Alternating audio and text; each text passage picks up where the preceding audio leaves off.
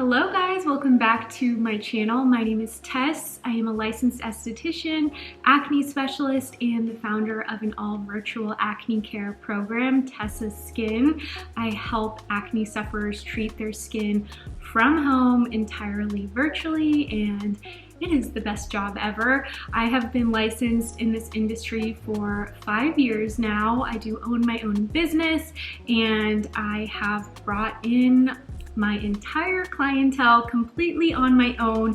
I never transferred over clients from other spas. For me personally, I wanted to start fresh. I wanted to bring in my own people. It was really important to me that people were coming to me exclusively for me, my messaging, my philosophy, and my mission and purpose versus somebody else's. So I do know a thing or two about how to bring in new clients, and I think this is one of the most important skills that we should have as estheticians and just as any service provider. This is a skill that is really not touched on in esthetician school, at least I know it wasn't for me. Let me know in the comments if you were able to learn that in esthetician school. For me, my experience was really sanitation, learning a little bit of technique, and basically learning how to give a facial in the treatment room. There was really no conversation about business, but business is really half or more of the entire equation when you are an esthetician. You could be the best provider in the country, but if you don't know how to market yourself, if you don't know how to bring people in the door, none of that really matters because you can't pay your bills and you have nobody to serve. Bringing new people into a spa or a clinic is one of the single most important skills that a provider can have. It doesn't matter if you want to be a solo entrepreneur and have your own brick and mortar. In that case, you definitely need to know how to bring people in. But even if you want to work for somebody else, I will tell you I have a lot of successful colleagues in the industry who hire employees, and their number one complaints that I hear about their employees is not that they wish their employees were better at facials or even better with their clients or better at selling retail. It's that they wish their employees were more proactive about bringing in new clients and new business. It's become all too common for estheticians to want to sit back, to not show their faces, and to kind of just want to hide in the treatment room and rely on their skills or giving facials, but it's simply not enough at this day and age. And if you can take initiative with clients, if you can at least put some effort into marketing yourself and the business that you work for, it is an invaluable asset to you and your employer. If you show that you want to bring people in, that you care about promoting the business, that you put energy into bringing new clients in, that's something that employers truly value. It's something that makes them want to keep you around and possibly pay you more and invest more in you and your education at the place of work. It really does have to be a two-way street where the employer is benefiting and the esthetician is benefiting from working there. But what you don't want to do is sit back, just be quiet and have no presence at all. I will say from my experience working in spas and medical spas, I feel like one of the reasons I was a desirable hire was my hustle in bringing in new clients. I was the freshest, greenest, newest esthetician at the spa, certainly was not the best in terms of my technical skills. There were other estheticians who'd been there 5, 8 years. Most of them were very well seasoned, and I was this newbie. The only reason I was really able to get hired was that I showed interest in wanting to bring in people in the door, and it was clear through my sales and referrals that people were coming to the business because they had heard about me and me promoting the spa. So it really is something that you know, if you're not the most experienced esthetician, you can still be a very desirable esthetician if you know how to market yourself correctly. Let's get into my tips for how to bring in new people and how to start growing your clientele. One blessing of being an esthetician in today's day and age is that we have technology, we have apps, we have resources at our disposal that can make us more visible to our prospective clients. This video is in partnership with ReadyHub. ReadyHub is a new app that I am super jazzed about, both for myself and for fellow beauty professionals. I feel like we've been needing something like this. This is an app that allows estheticians to showcase our businesses, showcase the unique experience that we provide in a beautiful modern way, allows us to share our policies so that we can set the expectation before our clients even walk in the door. Clients can even book their appointments and pay securely online without the esthetician needing a separate point of sale.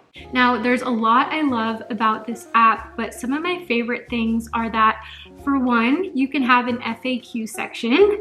The reason this is meaningful to me is because it saves me time and therefore money. I don't know if any other businesses find themselves repeating the same questions and answers over and over again to our clients.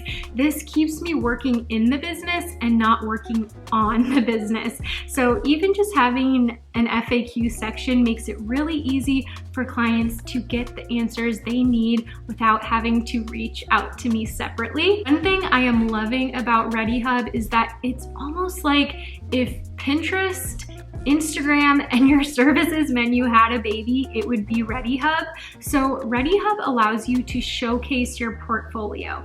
And you might be on Instagram, you might be showing insane before and afters, a beautiful afterglow from a facial, but it doesn't mean the person who sees that post is going to take the time to go to your Instagram bio, click the link, go to your website, read your service menu, and then decide on the service they want.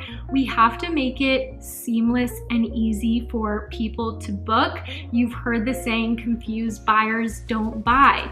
It is so much more appealing if somebody in your area sees your post, sees the result from the facial they like, and they can immediately book right from the post. I think this is absolutely genius, and it's something that we need in our industry to take the guesswork out of the booking equation. Lastly, one thing I absolutely love about ReadyHub is that the app allows you to chat with your clients directly in the app. I cannot tell you guys the mess that I made for myself when I only had one phone number and the only way for my clients to reach me was to text my personal line. I will never forget actually talking about this in a meeting with my therapist. I was so overwhelmed because I really had no boundaries between my work and personal life, and you absolutely need that to have balance and just good mental health as a business owner. You have to draw a line of separation. So I love that you can chat with your clients in the app. They can book there too. It's like just having everything in one place, instead of having a million different points of contact and you needing to check your email, your personal number, your work number, all these things. You can just do everything all in the ReadyHub app. The app is totally free, so there's really no risk to trying it out. Who knows, you might even gain some of your favorite clients from it. To download the app, you can go to ReadyHub within the App Store or sign up at www.readyhub.com. Let's talk about one of the most common ways to start that estheticians grow their business. This is referrals, often called word of mouth or word of mouth referrals. Basically, it just means somebody had a really good experience at the spa, hopefully exceptional, and they told somebody about it. It could be they told their mom, their sister, their cousin, somebody at the grocery store, their yoga instructor, we don't know. And that's the thing I really want to point out, because when you are a business owner or when you are a provider giving facials, it's so easy for the day to fly by. It can be so easy to kind of get lost in the sauce in the treatment room. You're touching maybe 5, 6, 7 people a day, every day. And sometimes we can forget that every experience is so critical to the business succeeding or failing. Anybody who gets on your treatment table or even comes through your spa door and sits in your lobby, any one of those people could potentially talk about your spa to somebody else. So it becomes very important to really maximize that experience and hopefully gain new referrals from it. I do want to touch on referrals for a second. They are obviously hugely important, but I do have a little bit of a hot take when it comes to referrals and making the most out of the referral experience. So when I was first starting as a business owner and I was trying to research more about how to grow your clientele, I often heard that referrals were kind of the gold standard for growing your clientele. They were the absolute best way to do it. And I think the assumption that I heard was that if you have a golden client who's willing to pay your prices, willing to invest in the process and working with you, the assumption is that their friends are also going to do the same. I have found, just in my experience, curious if any other estheticians agree, I have found that referrals work out in that way about 50% of the time. And this is not to say referrals are bad. They are good, but I think they come with a caveat. So yes, oftentimes, let's say we have Susie, who is golden client number 1. She's been coming to you for years and years and years. She understands what you're about. She has made a lot of sacrifices for her skin. Maybe she gave up dairy. Maybe she gave up drinking on the weekends. She got on a consistent sleep schedule. She ices her skin. She invests in all the home care. She does all the things. We love Susie. Now, let's say you have her friend Betty, prospective client number 2. She sees Susie's result. She sees that Susie has flawless skin and Susie's raving about you. So Betty goes ahead and makes an impulse decision to book with you. Now, it depends. How close are Susie and Betty? Did Betty really hear all that went into getting the skin of Susie's dreams? Did she thoroughly read your fine print and, really understand what all goes into the program? Or did she just see the end result and think, I'm going to get this in the snap of my fingers? She hasn't even researched, what she's going to have to spend on the home care. She hasn't realized she may have to make some lifestyle changes. What can happen with referrals is that they may assume, getting the end result is easier than it actually is. So again, in my opinion, I think referrals can really work out for the best. I've gotten a lot of my most favorite clients. Yes, I do have them. I've gotten a lot of my most favorite clients from referrals, from really great people bringing in their really great friends or family members. I have also gotten some headaches and some people who didn't really understand what I was about because they were not the initial person who found me. They were not initially driven enough to seek out my services, to really understand my philosophy, what sacrifices they would have to make, what kind of investment they would have to take. And at the end of the day, the provider has to take the responsibility for educating the referral client. And I just wanted to make this point to really say we can't assume referrals just automatically understand what we're all about. When it comes to results-driven aesthetics, it really comes down to communication and educating every single client who comes in your door. Mistakes arise, disappointment happens on the client's end when the provider does not correctly set the expectation. Of course, you get those people where you have clearly said in writing, you've clearly said on your website, you've clearly told them verbally over and over and over what the expectation is. Not everybody gets it. But I will say, if you can still take the time to set the expectation early and, you know, just really make any expectations that you have as the provider clear to the client, I think referrals can work out for the better. People are so much happier when they learn early on what the expectation is, because then in their mind, you know, they can kind of set the bar for themselves when they don't hear about the expectation early on, and then 2, 3, 4 appointments later, you say, oh yeah, to get the results, you actually needed to do this, this, and this. It's harder for people to backtrack and justify it. So that is just my piece of advice to you in bringing in referrals. Treat every single person as a new client. The final thing I wanted to touch on when it comes to referrals is the question, do I need to offer some sort of discount for somebody who brings in a referral or somebody who is a referral or a new client? My personal philosophy on this is no, and I'm sure there are people who disagree. I think we have transitioned away from the sort of Groupon mentality, from the discount mentality of needing to lower prices to bring people in. I actually feel that giving discounts is one of the worst things you can do in your business, and I don't actually think it is necessary. I think it can be a poor decision because I do think it can cheapen your brand. I think it can create this expectation if on day one you provide a 20% off discount code. The client, it's just human nature. The client comes to expect that every single appointment, or they may find themselves disappointed when they are all of a sudden paying full price. The other issue that I see with giving discounts is that it tends to attract the lowest bidder type of client, again, sort of a Groupon client. And the thing is, once somebody comes in your door, they could be your client for 10 or 20 years.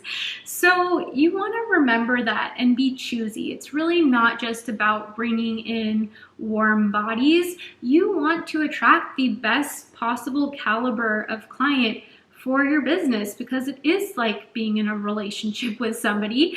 And when you are working on somebody as intimately as we are in the treatment room, when you're touching their skin, even in my position, just doing Zoom calls with my clients, the energy is a very real thing. And the energy from my clients can stay with me. It can affect your day-to-day. So again, I think it's so much more worth it to play the long game and bring in people who are attracted to you for the value that you provide and for your level of education. The other issue I see with giving discounts is that it tends to attract a lower caliber of client. And the thing is, when you are working with clients as intimately as we are in the treatment room, when you are touching skin, or even in my case, just being on Zoom calls with clients, that energy is so real. It really can affect you and your day-to-day, and you never know. The people that walk in your door could be with you 1 year, 5 years, 10 years, 20 years. So you really want to think about, you know, do the people that you're bringing in match your vision and vibe, and do they align with you? They should make you feel good and valued, and you should be valuable to them. We want to attract clients based on a mutual vision. We want to attract clients based on the value that we bring to the table. And there are plenty of clients that are willing to pay more for an excellent caliber of service. I know for me personally, I would so much rather pay 20 or even 50 or 100 more dollars to see somebody who is skilled at treating the problem that I have versus waste my money with somebody who doesn't really know what they're doing, who's just offering the lowest price in town. The best way to ensure you are attracting clients based on your worth is treat every person that comes through your door like an absolute queen and do your very best to give them the result that they deserve. This is the second tip I have for you. You want to focus on the customer experience. You can do this by really trying to step into your client's shoes. I recommend going to other businesses, old and new, see what the older businesses are doing that you like or don't like. See what the new, hip, cool places are doing that you think is really cool and hip.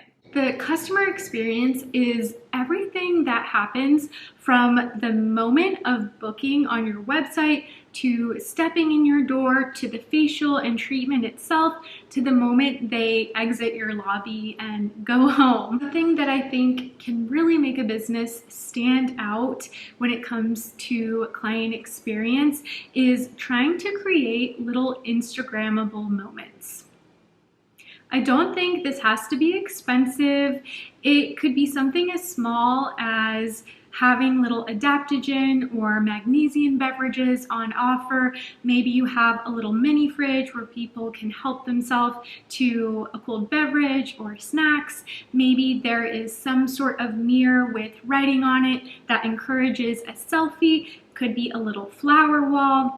It could be things in the environment like salt lamps, aromatherapy, even really cozy, soft sheets and blankets are part of the client experience. What is so crucial to businesses when it comes to the client experience is that we want to remember our clients could take pictures, videos, and share their experience literally at any point in time when they are at our place of business. Any way you leave your lobby or your treatment room is something that your clients could potentially document. And I don't know about you guys, but when I go to some sort of bougie wellness place or a spa, I'm trying to Instagram story. I'm trying to take a cute photo because I love sharing that kind of stuff. I know the people who watch me like seeing that kind of stuff, and it's just fun. So make it an opportunity that's already there. Make it an easy opportunity for people to capture. If I see a huge mirror that happens to have some good lighting around it and a little message on the mirror, I honestly don't care what it is. I'm gonna take a picture. I'm gonna take a selfie and I'm gonna tag the business. So you want to think like that. Really just think as if anything in your business could be shared at any time. Another thing that I think can be really valuable when it comes to the customer experience is making an intentional space. And let's be real, let's call it what it is, making it aesthetic. People care about aesthetic and they want to take pictures of it. So you don't necessarily have to hire an interior designer. I bet you there is somebody in your life, in your world, in your circle who has some sort of design skill and who would be willing to throw in their 2 cents. It could even just be a friend who has really great taste in decor, who kind of understands how to lay out a room and a space. Get multiple people's opinions if you feel you yourself are not aesthetically inclined. It's something that really makes a world of difference. And when I walk into a space, not only am I hoping for an amazing treatment, I am hoping it is somewhere aesthetic and cute. And you can just tell when you walk into a space within 2 minutes, you can make a decision. Is this a space where somebody put intention to it? Or is it just something that kind of happened? And we've all been to those businesses that just kind of happened. There was random storage items in the treatment room. There was no vibe. There was no music. There was no intentional lighting. There was dust in the corners. Nobody really loves going back to a place like that. You can get lucky. You might be somewhere that's kind of a hole in the wall vibe and your talents just speak for themselves. But I will say in this day and age, there is so much competition that you want to stand out in aesthetics. You want to stand out in experience. If you can make that experience memorable, trust me, people are going to want to share it.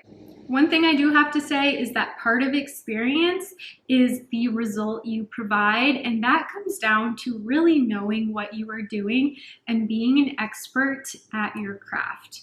If you treat acne, you should be an expert in acne. You should be taking classes on an ongoing basis. You should be continuously seeking new information. You should be researching the questions that your clients are commonly asking, not just brushing it aside and thinking, you know, we didn't learn that in school. Constantly seek new information and strive to provide the best results and information possible.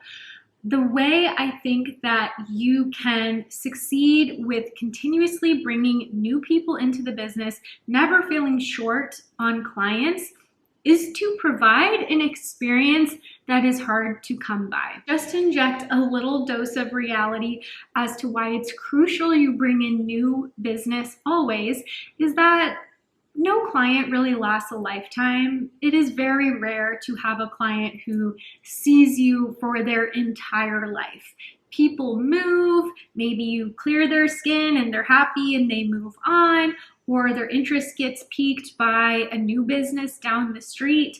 People are kind of always looking around, especially when it comes to skin. It's just the reality. Everybody wants to be their most beautiful, most pristine. So that really puts some pressure on the provider to consistently provide value. You want to make it absolutely silly for your clients to question going somewhere else. If you can make it absolutely silly for your clients to up and leave you or try a new spa down the street, you will succeed in business. So always keep that in mind.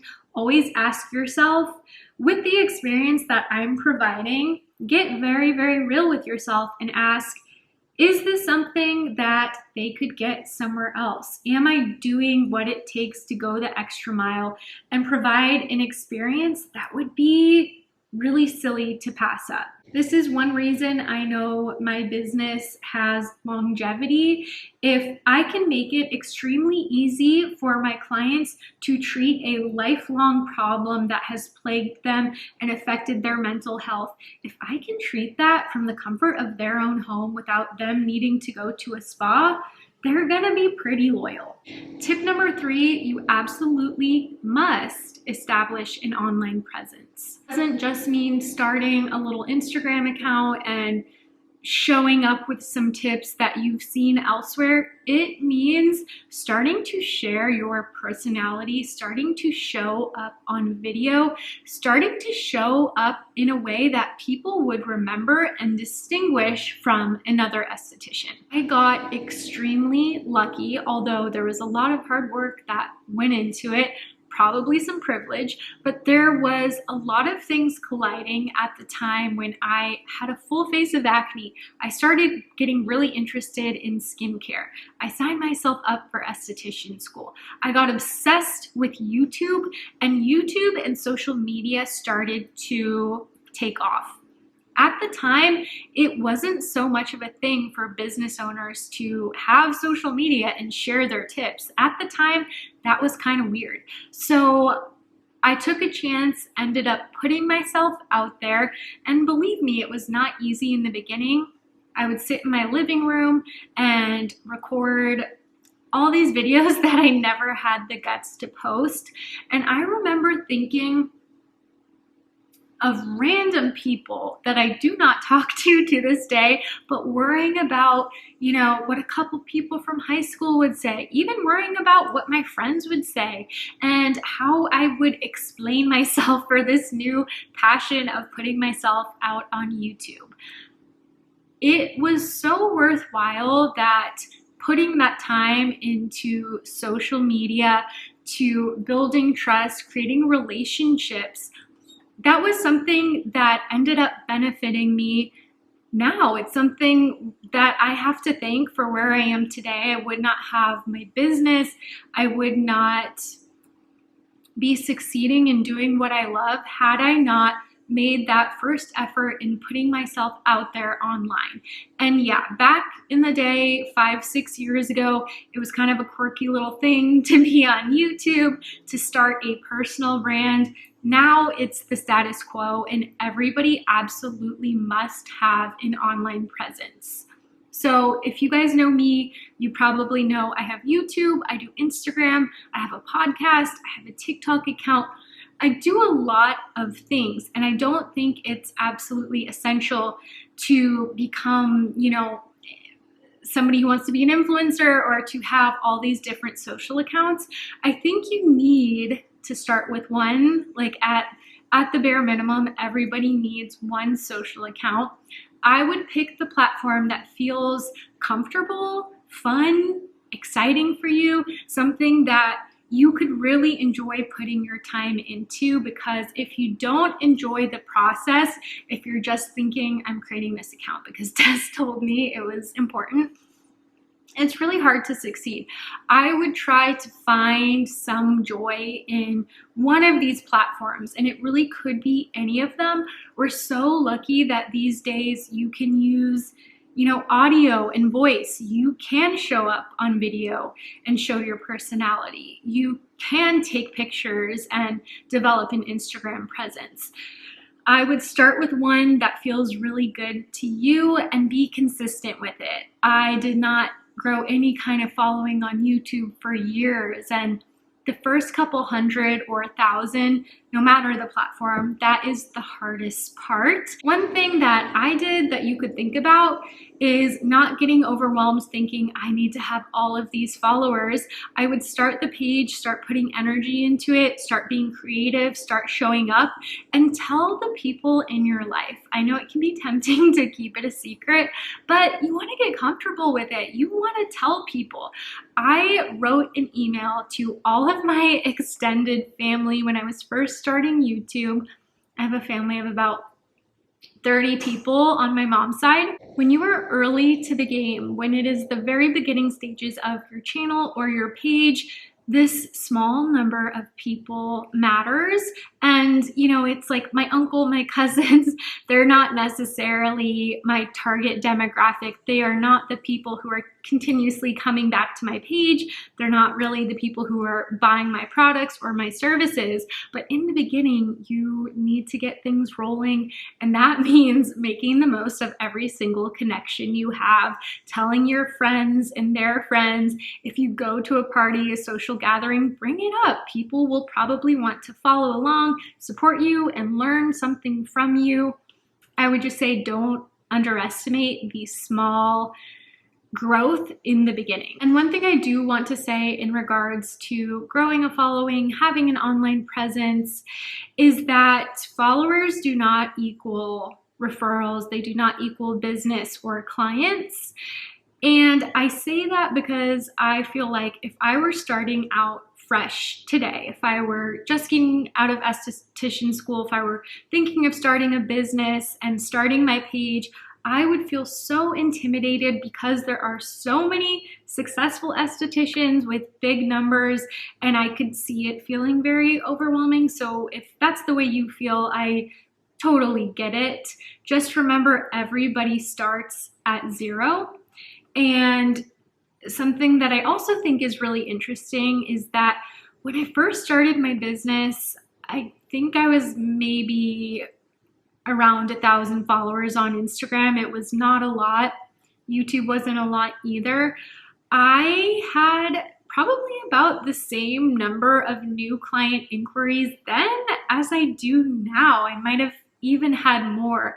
Granted, it was the pandemic. There was more of a demand for virtual help since people couldn't get into spas, but that's something to think about. What is the demand in your area or your niche within the industry? If you can create demand, if you can look at your town and notice the white space for a certain expertise and And if that's something you can do, you can fill that void and develop a pretty solid clientele. Whether you're just starting out or whether you have 50,000 followers, it's so important for everybody to have an online presence. This makes your client feel familiar with you, feel like they connect with you and they know you. There is a lot of doubt and a lot of questions on a new prospective client's mind. We want to make it, again, silly to go anywhere else. We want to make it kind of like a no-brainer. If they go to your page and they think, oh my gosh, she's warm, she knows her stuff, she shows incredible before and after, she's somebody I wouldn't mind sitting in a dark room with, it just makes it easier for them to book. And you absolutely must have an online presence so that people can find you in the first place. The last thing I want to throw in here when it comes to online presence is the marketing rule of 7. The marketing rule of 7 states that a prospective customer must see your messaging 7 times before they finally commit and click buy. So I say that because I can definitely feel like I've posted this link, I've posted my services, I've said this same message over and over and over again, and you can feel like it's getting repetitive or salesy, and I just want to remove that little idea from your mind. You should be repeating yourself. You should be selling on stories. You should be continuously talking about your services because people remember it a whole lot less than you think. People are busy. They're seeing all kinds of messaging all day long, and they need the reminder. As somebody who has an e-commerce site in addition to my services, I know that I've put the same messaging and the same products out there over and over and over again, and it could feel like overkill. It could feel like I'm repeating myself and going crazy, but every time I post, I get new customers. As cheesy as it sounds, my last tip for you is to be yourself. I know you've heard it before, but I think this strategy is underutilized, especially in aesthetics. Being yourself is one of the most compelling marketing strategies that you can use. We see it time and time again with influencers. Influencers are a solid example of how you can use yourself and your personality to actually grow a brand and sell things crazy. The things that make you you, the things that are unique about you are compelling. Let's take a influencer such as Alex Earl. Her sharing her messy bedroom is attractive because she's being herself and people can relate to that. I think in the past, we've thought we have to be this perfect, polished version of ourselves.